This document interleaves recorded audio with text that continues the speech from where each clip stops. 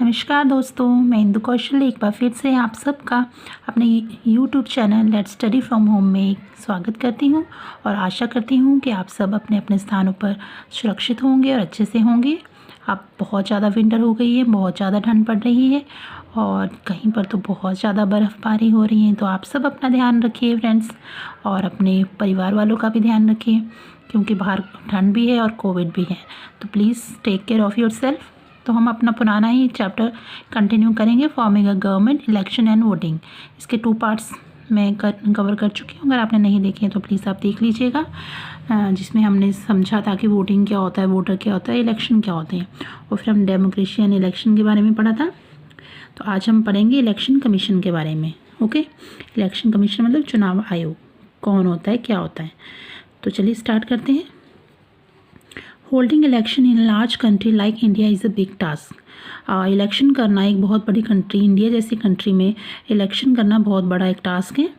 It needs a lot of planning and organisation. इसके लिए एक अच्छी प्लानिंग होनी चाहिए और एक अच्छा ऑर्गेनाइजेशन होनी चाहिए। किस तरीके से इसकी प्रक्रिया होगी, ऐसे नहीं होगा कि हम आप मिलकर कर देंगे। तो इसके लिए एक अच्छे से पूरी योजना बनाई जाती है। And the election commission is the official body that conduct election across the country. और जो इलेक्शन कमीशन है एक तरह का, ये आप कह सकते हो कि ऑफिशियल बॉडी है जो कंडक्ट करती हैं इलेक्शन हमारे सारी कंट्री में। मतलब हमारी जो इंडिया की पूरी कंट्री में जितने भी स्टेट्स आते हैं, कुछ भी आते हैं, किसके अधीन आते हैं? इलेक्शन कमीशन के अधीन।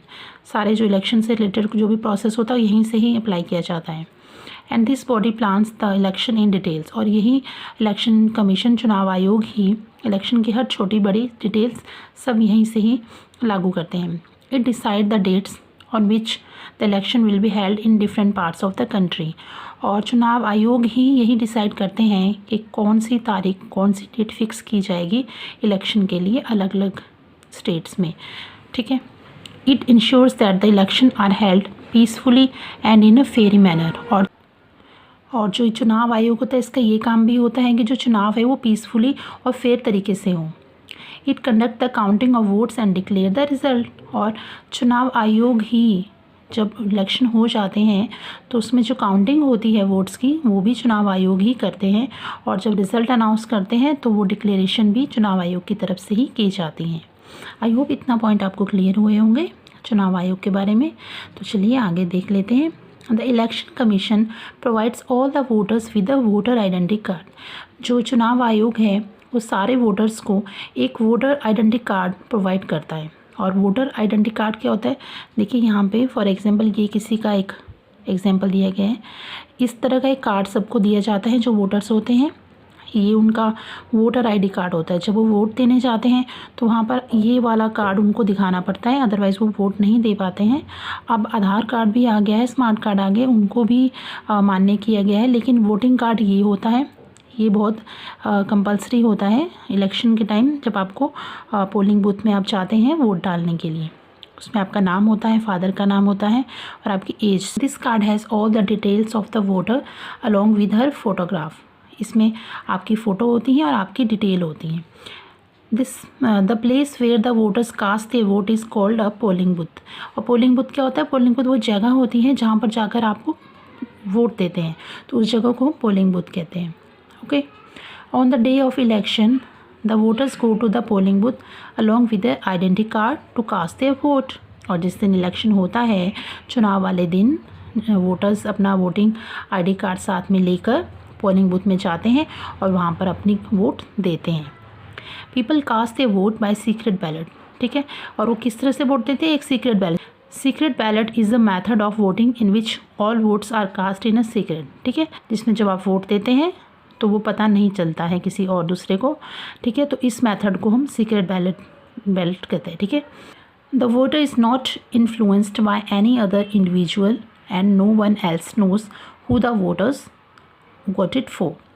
और जो वोटर्स होते हैं वो किसी और के इन्फ्लुएंस में ना आए और अपने आप जो वोट देना चाहते हैं उसको दें, और ना ही उनके दिया वोट किसी और को पता चलता है।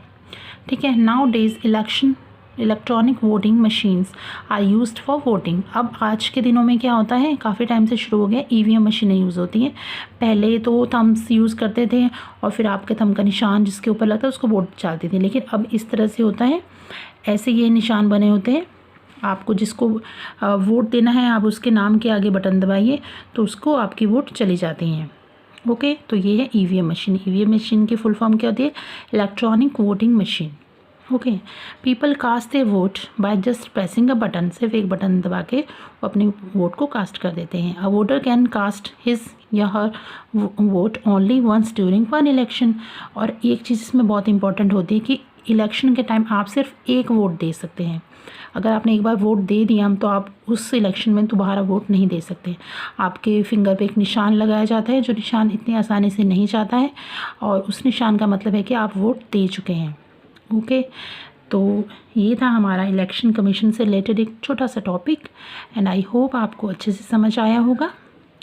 तो अगर आपको अच्छी लगी है मेरी वीडियो तो प्लीज़ लाइक कीजिएगा, और अगर आप न्यू हैं तो प्लीज़ मेरे चैनल को सब्सक्राइब कीजिएगा। Thank you so much for watching my video friends, and take care.